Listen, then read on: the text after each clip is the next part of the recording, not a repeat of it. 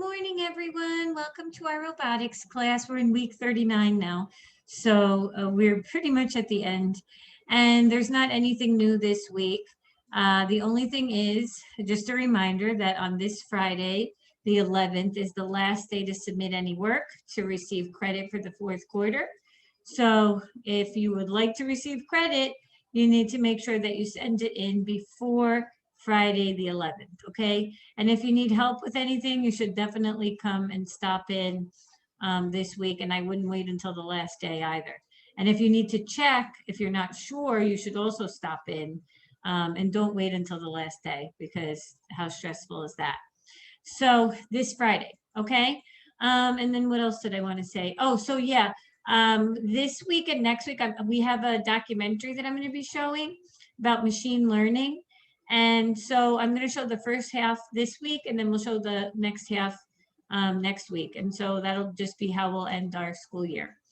And then again, just to mention, if you really are into robotics, you could spend some time this summer. VexCode has a lot of different activities that you can try out. So if that's up to you, but you can continue your learning if it's something that you're really interested in. They have so many resources on there and fun things for you to try. Okay, so I'm going to turn on the documentary now. So hang on one second. Okay, I'm going to get it started. There are some commercials. I'll try to see if I'm able to skip them. Otherwise, sorry, I don't know. There's commercials on there. Okay, so this is called Machine Learning, Living in the Age of AI.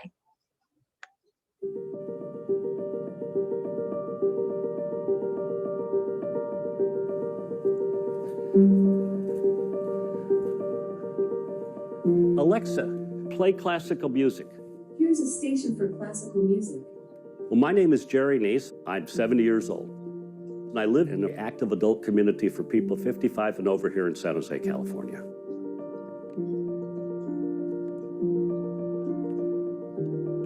I actually have 5 desktops, 4 laptops, 2 Kindles, and an iPad.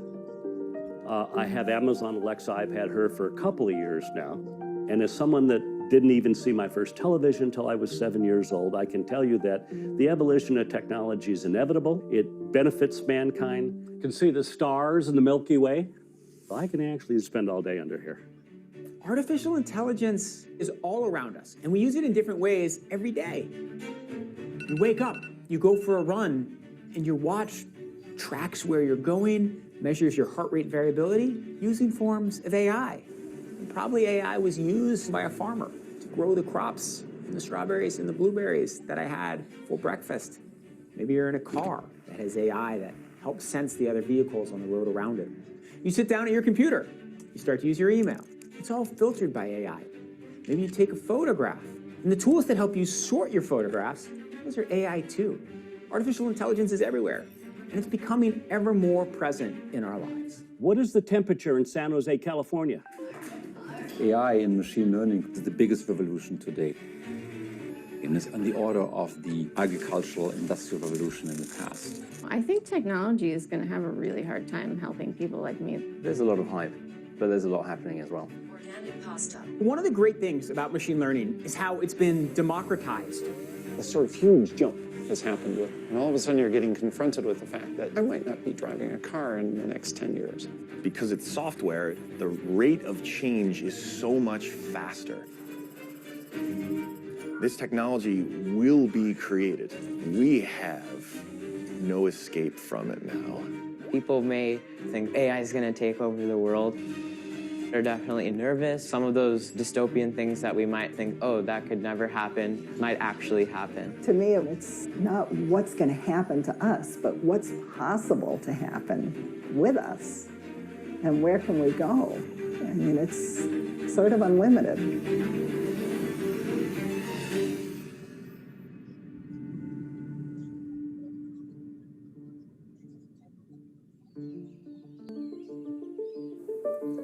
We're progressing rapidly in AI. Companies are putting billions of dollars into it. The smartest people in the world are studying it. It is going very, very fast. But the tools are accessible. Even 8-year-olds can learn about it. Good morning, guys. Today we're going to be working and talking a little bit about something called artificial intelligence. What do you think of when you hear those two words, artificial intelligence? Things like in video games label on top of them AI. When I think of artificial intelligence, I think of like how smart robots are.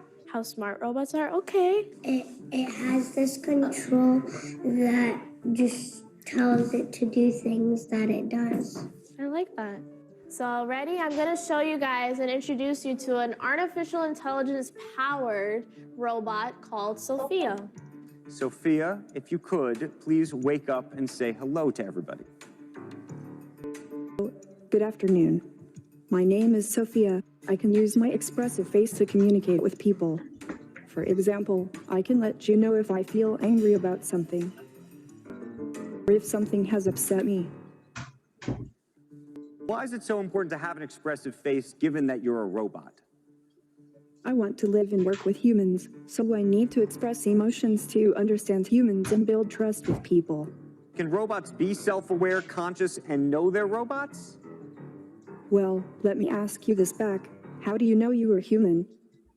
I want to use my artificial intelligence to help humans live a better life. How do you guys feel about living in a world with robots like Sophia? You guys wouldn't be too happy about that? Would you guys trust your babysitter being a robot like Sophia? No. She's creepy. She's super creepy when she does it. Am I really that creepy? Well, even if I am, get over it. Thank you very much, Sophia. People are always scared about the future, and they have this kind of twin dynamic going on, right? On the one hand, it's like, woohoo, total optimism. On the other hand, it's like, oh, God. We know in our bones that things are going to be different because they always have been. A lot of the dystopia, doom talking is not really based on facts. People are looking at things they don't understand. You want to talk about AI, you've got to talk about data and machine learning and algorithms and sensors and whatever binds it all together. AI today is important to understand what it is and what isn't. It is able to learn rules from highly repetitive data. It's effectively a computer brain that can truly learn and change. That to me is what the real vision of AI is. So artificial intelligence and machine learning as a subset of artificial intelligence will be one of the most important advances that humanity has ever made, because it will make machines fundamentally different from the way they are now. They won't just be faster and higher resolution. They'll be thoughtful in a way they aren't now. And this will be embedded not just in computers, but in all kinds of devices everywhere. It's going to change a lot about how our economy works and how our society functions. In the immediate term, the most realistic way that we'll all interact with AI is in self-driving cars. Everything we do in life is about more and more efficiency. It's about productivity. Self-driving cars could make all of us so much more productive. That is probably the most exciting possibility. When I first rode in an autonomous vehicle, I could see that this was going to change the way we transport ourselves, we move our goods, greater economy, greater efficiency, greater convenience, greater safety. I could see the light at the end of the tunnel. So here we go. So I just turned on self-driving mode. If you look at my hands, I'm not touching the wheel at all. My feet aren't on the pedals at all, so this is fully autonomous driving. This is Carla, Udacity's self-driving car. This is one of the sensors that Carla uses to see the world around her. The LiDAR works by pretty much shooting laser beams around and bouncing them off of surrounding objects. And we're able to use that to build up a point cloud map of the surrounding world. And so what we're doing right now is following a set of waypoints around the lot, pre-recorded ahead of time by having someone drive around the parking lot with the LiDAR on the roof. And so that's kind of where the machine learning aspect comes into play, because the more data that you have to train your systems on, the better your systems will learn. So one of the great benefits of self-driving cars is they can all learn from another. They share their maps. They share the images that they see and how to react to them. If one self-driving car makes a mistake, that mistake can be uploaded to a database, and then ideally, the other cars won't make the same mistake. So they're continually getting smarter over time. And so a lot of the times when you see the Waymo cars driving around, a lot of them you will still see a person, not just in the driver's seat, but actually driving. They're just driving through and gathering that data, but the car is not driving itself just yet. We're definitely not to the point where I could just say, hey, Carla, take me home from work, although that would be great. The future is coming, but it's not quite here yet. Self-driving cars, they're really great demos, but they're not yet a product.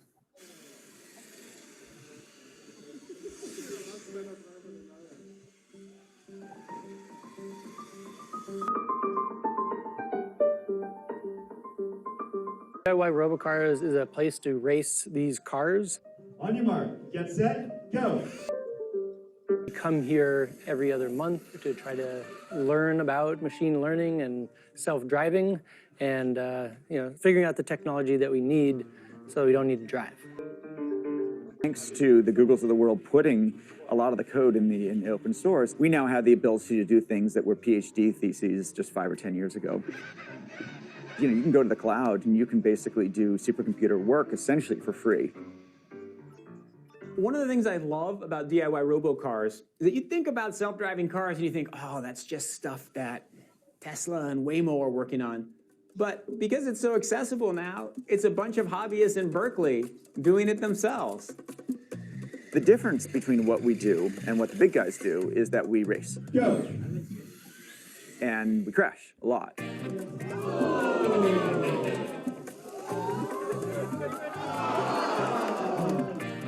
The traditions of the car industry has always been to innovate through competition, through racing. And that is points on the board. But with autonomous cars, it's too risky. It's bad for brands, they're expensive.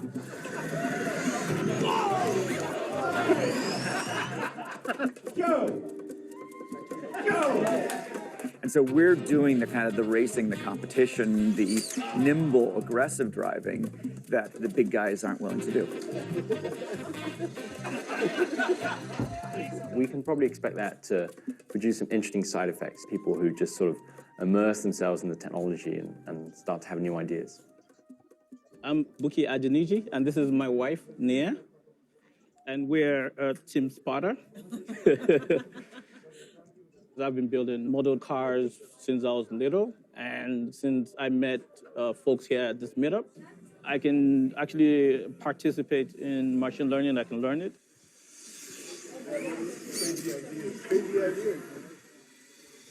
By driving through, the camera is taking pictures of what it sees. So basically it's saying, when you see this image, then it's going to predict, okay, I'm going to turn X angle, and I'm going to go in at a certain speed. So that's the output of our prediction. It's not actually going to learn from what it's done. And so this is really, when you hear people talking about neural network, this is basically a super simplified way. So easy. This is what our brain looks like. Yeah. Knowing what a network is very important for us to understand what artificial intelligence is. Because artificial intelligence is based on connections, making connections. We're gonna start off by playing a cool little game. You're going to say something about yourself. So for example, I can say, I live in Queens. So if anybody else lives in Queens, I want you to raise your hand, and I'm gonna pass the string along to you. Now, the key thing that you guys gotta remember is that we cannot let go of the string, okay? Do you have cats? Who has cats?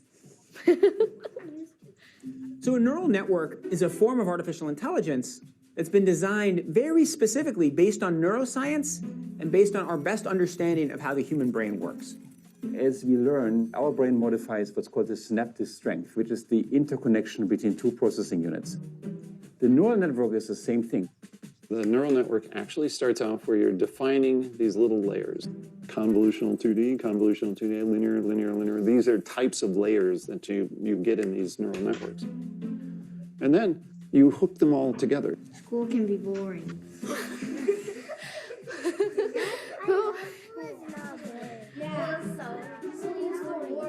You say this layer connects to this layer.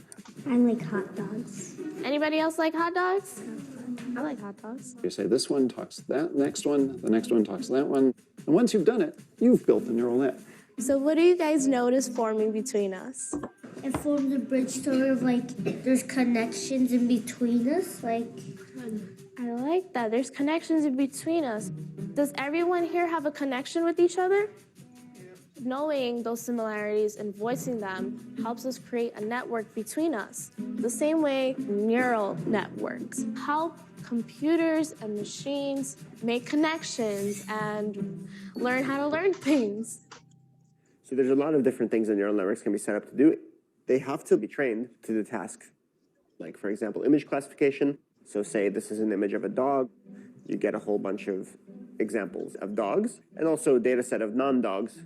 Those are the inputs to the neural network, and then the output is something that you're trying to learn how to do with the image to distinguish dogs from non-dogs.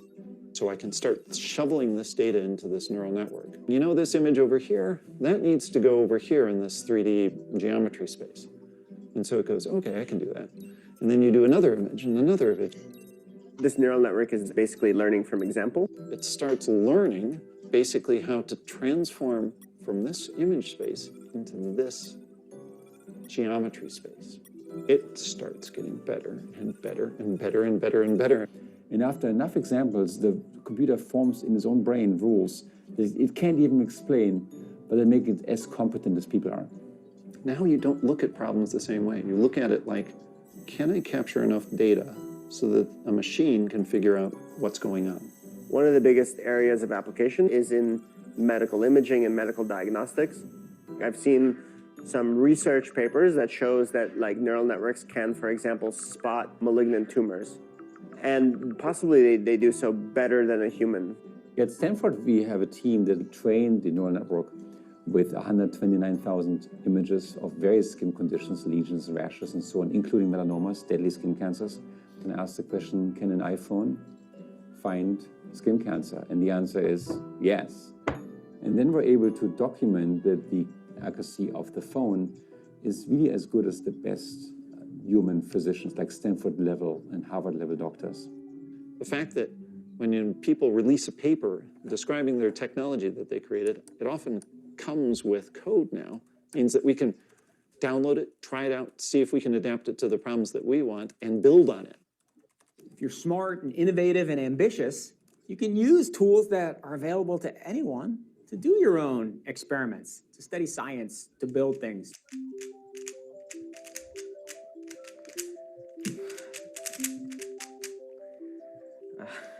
I messed up like 2 times. We noticed that he's been very curious, as a young child. The main thing about Rishabh is that he wants to know about everything, how this stuff works. I did my first science fair in 4th grade, a very simple elementary project. And then I wanted to work on something more complex. All these new AI products and features are coming out. So I wanted to start incorporating some of that into my programming to address an actual problem. My name is Rishabh Jain, and I am here to cure pancreatic cancer. And then a family friend passed away from pancreatic cancer. It further pushed me to develop a solution for it. This right here, this yellow part, is the pancreas. And the problem is essentially when the patient has pancreatic cancer, the tumor will be resting behind different organs. So it's very hard to reach. And because of that, when doctors apply radiotherapy, they apply an overlay around the pancreas. And that can sometimes cause other tissues and other cells to be damaged. That's where my tool comes in. I had 503 of these 3D images. So I had to tell my network, take these images in, train on them, and then it was able to identify the different types of textures that the pancreas had and the tumor had better than what a human could do. So my tool analyzes the patient's scan to reduce that overlay around the pancreas and make sure that radiation is being applied to the correct spot and the treatment becomes more effective. I want to actually do a clinical trial. So first, to do that, I'll need to continue improving the accuracy and be able to run in real time. Machine learning is computationally heavy in two different ways. There's training the system, actually doing the learning. And then once you've built this system, this brain that you've created, you need to be able to run it. And it has to run really fast. And this wouldn't be possible without really big GPUs. This is called a V100, the world's largest, most complicated semiconductor ever made by man. When packed into platforms like these, it actually offers a petaflop of compute. For context, that's about 1,000 trillion math calculations every second.